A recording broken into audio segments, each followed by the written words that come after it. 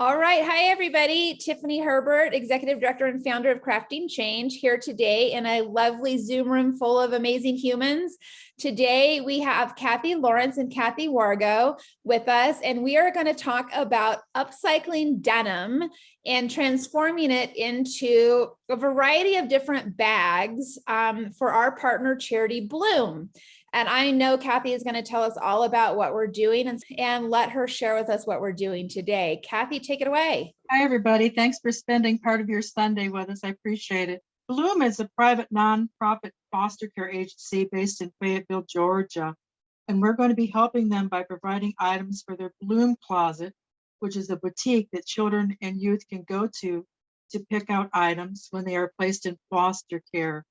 Last year in 2020, over 4,000 children received items from the Bloom Closet, which, as you can imagine, really helped to bring them comfort and boost their self-esteem.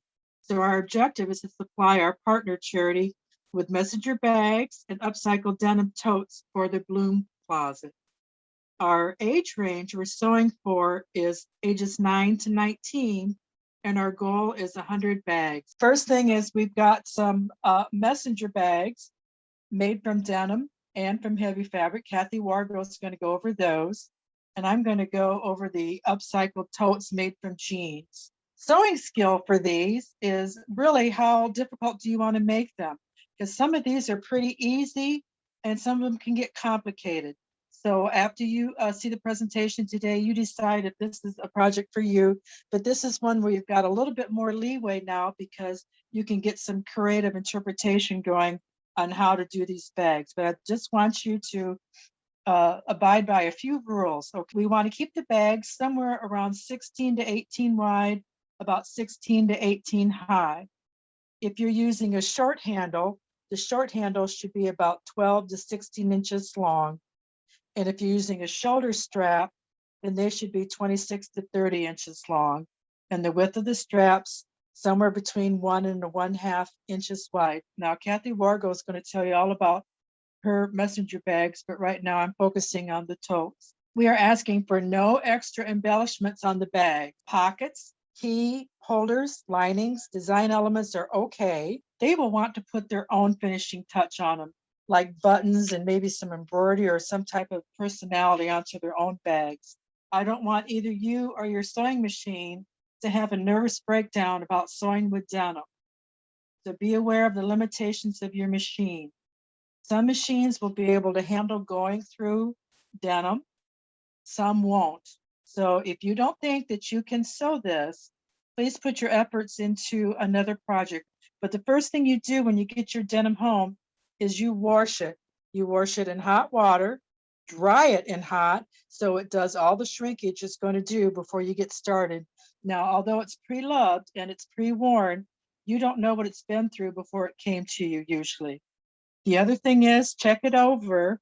This on first looks like a really cool piece of material, but I don't know if you can see it or not, but there's like a dirt or an oil stain here that I cannot get out. So don't use anything dirty. Next thing that you want to look for, read your labels inside of your denim jeans. This denim label here tells us how to use it, but on the other side, it tells me what it's made out of. And this says that it's 94 cotton, 4 polyester, 2 spandex. So be mindful of this because the more spandex and stretch in a denim, the harder it's going to be to sew with, and it's not going to hold up as well as regular denim. And so when you're looking through your jeans, try to avoid anything that's got some real heavy stretch like this and go with your traditional denim. Now, the other thing, especially if you're worried about, can I sew through this or not, just take a look at what you got. I've got this scrap here that's a nice light medium weight denim. It's already got a couple things in there. I've noted it can be sewable. And if I fold it up a couple times, I think that's really doable. So this would be an excellent piece if I was a beginner or worried about not being able to sew through my fabric, as opposed to, and see how heavy this is. You could see the big ripple up here that it's been, oh yeah, that's a thick seam, guys. This is beautiful fabric. It's non-stretch. It's really a good beautiful piece of denim, but make sure that you can handle it before you get going with your sewing. Another thing about cutting out denim, denim will dull anything you cut with it. So if you're using a rotary cutter, put in a new blade. And if you're cutting by hand, use a good pair of scissors that you know that can cut, but don't use your bestest ever ones. Don't use these really good guys unless you're prepared to go get them sharpened. Clean your machine. Here's another tip. I want you guys to, can you see what this is? That is the fuzz and crud that came out of my bobbin case after one day of sewing. So make sure to clean your machine out so you're starting on good terms. And now, as far as a needle goes, if you're going to do this denim, I want you to invest in a jeans denim needle. This is a pack of 100/16s, and these have a very sharp point for piercing through the fabrics and going through the different layers. Here's a pack of universals, 116s, but these are not the same. The universal needles have a slight ball tip to them so they can go through any type of fabric, and we don't want that. We want the denim, the jeans needles. Now, thread, I used just a regular thread when I was sewing, and I was fine. But I didn't attempt any top stitching yet. But if you do, a few mentions about top stitching. Using a contrasting top stitching thread is optional. If you use this, then this thicker top stitching thread will go in the spool on top of your machine, and a regular will go down in the bobbin. Make sure that you use either a 100/16 or this is a 110/18 needle.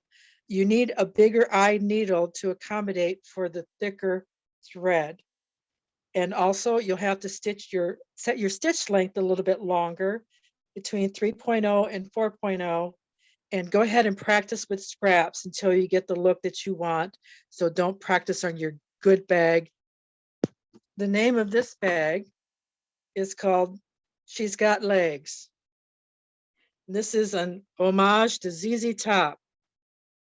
What this bag is, it's made from legs of jeans.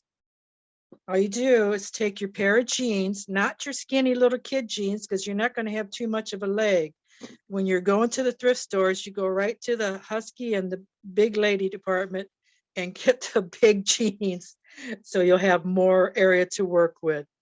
So this bag started out by taking the leg, measuring up as far as I wanted, cutting it off, and then I opened up this inside seam, laid it flat, and used this as the seam going down the center. And we'll see that again here real quick. This is that center seam, the side seam, and these over here is where it was cut apart from the leg. So these two pieces of fabric were just laid flat. They were stitched together at the side. And a little reminder about your sides, if you're going to do a straight stitch, you might want to lengthen that just a little bit instead of a 2.5, maybe to go to the 3. And then always finish your seams with a zigzag or a serged edge. Now on this one, I also top stitched it. You can't see it, but there's a top stitch seam down the side. So that's going to be a good seam that's not going to come apart. And when you're sewing, go slow. Be a turtle, don't be a hare. Sometimes it's helpful if you turn your hand wheel when you're going over this thick parts, but go slow. You don't want a needle to break and come back and hit you.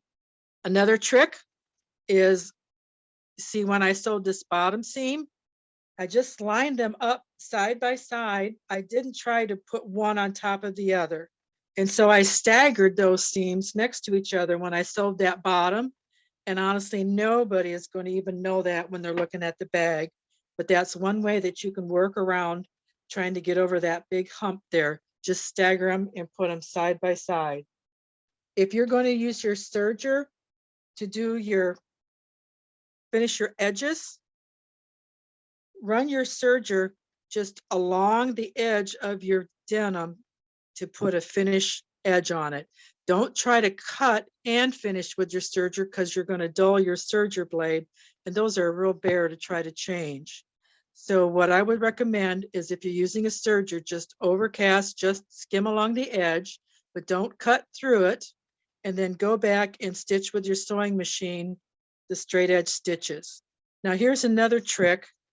If you've got two seams that are going to be lined up that you have to sew through, see, here's a seam here, here's a seam across the back, and if I'm sewing this seam, I've got this side flipped this way, and I got this side flipped the other way. So they are opposing,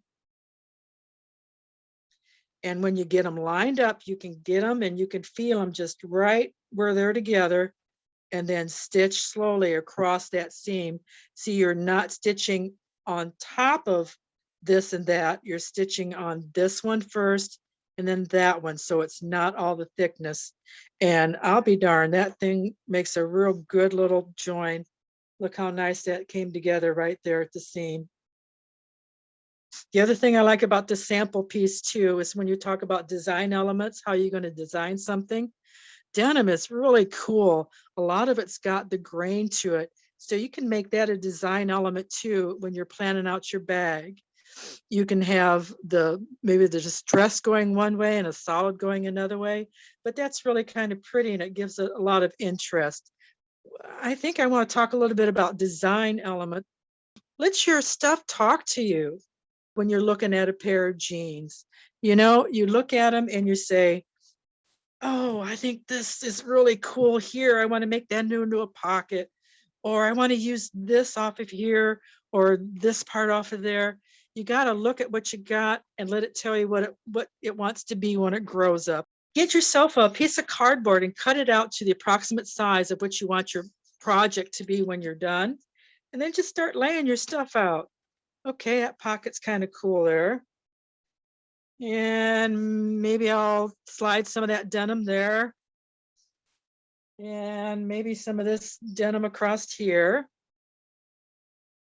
And then maybe I'll do another pocket over here or put it on sideways or whatever. And then you can kind of get an idea of what it's going to look like before you start putting it together. Maybe I don't like this guy and I want to put a little darker with some interest in it. Or maybe I want to use one of them seams I cut off of the legs. But the point is, you can mix and match and move your things around and see what's pleasing to you before you put it together. So that's a great way to try out and see if you like it before you start stitching it together. Bottoms, how do we make these things have some thickness to them? You got to have some kind of a gusset or something in the side so they've got some depth to them and they're not just a two-dimensional. Well, one of the ways to do that is sewing across the corner and then cutting. What you do is pretend this is a little bag here. We stitch down the side, we stitch across the bottom, we stitch up the side. And down here at the corner, when you've got that to where you want it, clip the corner. And then we're going to come this way. You want to make a little pointy thing here. Okay, remember when I said you're going to flip seams and have one going this way, one going that way? Well, that's what you're trying to do here on the corner. And you can feel it with your fingers if it's fallen in or not. And I've got those side seam and the bottom seam lined up on each other to where I have a point. And then we're going to mark and sew across this point. You'll have to maybe play around with this and see how deep you want it. But once you stitch across there, like this has been stitched, I did it twice and then I did a zigzag. And then when you turn it inside out, right side inside, then we have our little bag gussets, our little seams on the bottom. And that's what gives your bag some dimension so it sits up. Well, now pockets. Oh my gosh, we got to have pockets. You got to have pockets all over the place, right? You got to have a pocket for your cell phone. Don't think that you can just use these because you can use just about anything to make a pocket. And this pocket over here was another piece of scrap that came from another garment that, again, turn it around. This is the top. And then I folded it to something that was pleasing and the right size. And then here it was, and you just sew it down on top of the bag. So the point is, let your fabric talk to you. Doing the big patch pockets off of your denim jeans is a little bit harder. What this was is cut out of a pair of jeans. And if I was going to put this on again, I'd cut really as close as I can to underneath this seam here. Just cut as close as you can, because that top stitching is going to hold everything together. And then back here, you're going to want to cut out this excess here because you don't need that. And then you've got the pocket that you're going to sew down on top of the bag. And again, you're going through several layers. If you can handle it, great. But if not, what if you were to do something like a pocket in a pocket? Let's take this pocket, use it as it is, turn this down and make a top hem here, and then just turn under these sides and stitch this on. So you've got a pocket here and then a pocket here. Okay, so there is no rules. Just do what you like, do what looks good. Now, the last thing I wanted to show on this bag, actually, two more things. I did the closure with the Velcro at the top to keep all the things in. And I put a D-ring inside of here for them to put their keys or carabiners. You can get all kinds of D-rings in packages, all different sizes and colors. And they're really handy to have, so they can just hook and put little things inside their bags. If you want to line your bag, that's fine too. I didn't. This handle has got the fabric on the back, and I did this a little bit differently. I cut a piece of denim that was 3 inches wide, and then turned under each edge and pressed it down. And then on the fabric, I cut it the same way, and I pressed one edge, and I lined up this edge first, clipped it down, and then came around and turned this edge under and pressed it. So it's just like a little, sandwich with no meat. And then all you need to do is just to come back and you top stitch along both edges, going through both sides. So that's one way to do a handle. My next second bag is called All That Glitters, because this is the top of the other bag. So I got a 2-for-1. The bag, the project name is 2-for-1, and it consists of 2 bags. The first one is called She's Got Legs, and the second one is called All That's Glittered, and they're both from the same pair of jeans. So here again is my design. I didn't have to do anything because I saw this and I go, oh man, that's really cool. I like that. So I tested all of the sparkles to make sure that they're on there real good, and they are. So I decided to keep that. It's got the most beautiful big stone up here at the top. So I decided to keep that. And it's even got the little coin pocket, and it's got all the regular pockets. So I didn't have to do anything. And it's got the little studs here. So what I did with this bag is this part is called a rise. That's how long it is from the waist down to the crotch line. And so unless you've got a real big pair of jeans, you're going to have a relatively smaller rise on most of these jeans that you're using.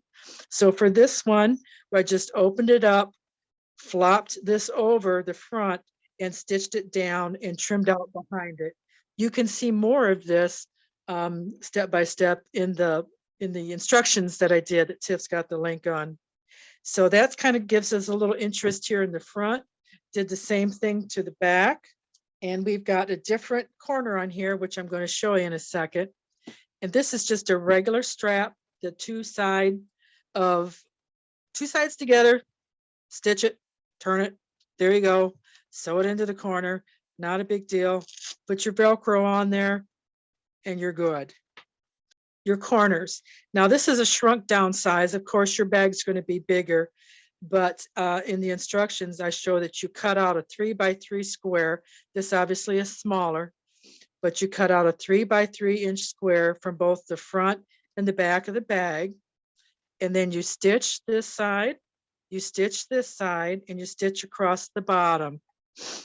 And then what that does is that lines you up for opening up the bag. And you pull on these corners, and you're going to have the side seam and the bottom seam line up like you did in the other one. You can make them go this way and that go this way. And then all you need to do is to stitch across the bottom of the bag, finish your raw edges. You'll be stitching across that corner. It's like the other one, except you pre-cut the corners. And you do that on both sides. And if you've got your seam going this way over here, make sure it goes this way up here. So you kind of interlock those as kind of like little, you can feel them. You can feel that when those two kind of lock together because they don't shift. And then we've got the sewing the seam across here. And so when I turn it inside in and right sides out, you've got your corners of the bag. And there you've got, there's your depth and your dimension to the bags. Now, most of my bags, I put Velcro at the top, but here's another thing to do is you can take a belt loop and cut it off of your jeans and unfold it all the way and pretend that this is the top of one side of the bag and here's the opening on the other side of the bag. You're going to stitch this down, and on this point, you're going to have to stitch right across the end on this point, which is going to be a hard little point to sew. So you'll have to go slow. You might have to turn your handmill by hand. And then when you put your button on the outside of the bag, try to use a button that has a shank. Use a thread loop underneath the shank, which means that after you've sewed through it several times, take your thread and wrap it around that bottom shank and then go through the back and tie it off. And that gives you a nice little stand-up thread shank. And so they can use this as a button to close the top of their bag instead of Velcro. Denim fabrics, when you're sewing up against the seams, have you ever seen your sewing machine foot and your foot is like, your foot's like coming up a mountain, right? If your sewing machine's foot's coming up on denim like a mountain, it's going to chug to try to get to the top of that mountain. So there are a couple things you can do to give yourself an edge. Let's say if I was trying to sew up the top of this, you got one of these in your accessory box. This is like an all-purpose thingamajig. It's called a hump jumper. It's called a jean-a-ma-jig. This one came with my sewing machine, and it does also have one of these little holes in it. That's where the needle goes to hold it to when I put it up into the machine, but it also acts like a little leveler. So when we're sewing up on the sewing machine, you slide this behind your presser foot while you're sewing to lift it, and it makes it easier to go over those layers of material. Now, if you don't have one of these, another trick is just to take some denim, take about as much as you can sew through, maybe about 4 or 5 or 6 layers, and just stitch it down and use this as your thickness for coming in back of your foot. So when your foot starts going uphill, just stick this underneath it to level it out to help you get up and get over. Now, my last bag, when we talk about design elements and talk about what talks to you, this started out its life as a skirt. And this one is called as my skirt on straight. If you happen to be so lucky as to score a denim skirt, they are so easy because all you have to do really is just hem the bottom, maybe close up the zipper area, add some handles, and voila, you're done. But on this one, I wanted to do something just a little bit different. So is my skirt on straight? Well, it's not, because I turned it sideways. So I have one of the pockets go in the front, one front pocket, one back pocket on the front of my bag, and the same on the back, one back pocket, one front pocket on the other side of the bag. Now, the other thing that I loved about this bag, is part of the design interest. It just had a really lovely waistband.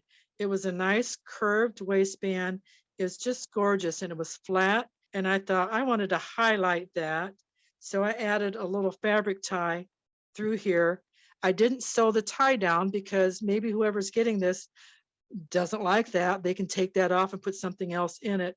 Again, these handles are just sewn down like I sew all of my handles down. I take the bottom and I serge that to make sure that's not going to ravel. And then I place it and I sew a box, 1, 2, 3, 4-sided box, and then put a big X in the middle of it. And that's the way all of the handles are sewn down. And this one is just done from the denim outside seams. But that's the end of my portion. I mean, there's no limit to your imagination of what you could do with these. Just remember, keep them kind of plain for the kids to embellish and keep them about the same size, somewhere between 16 to 18 square.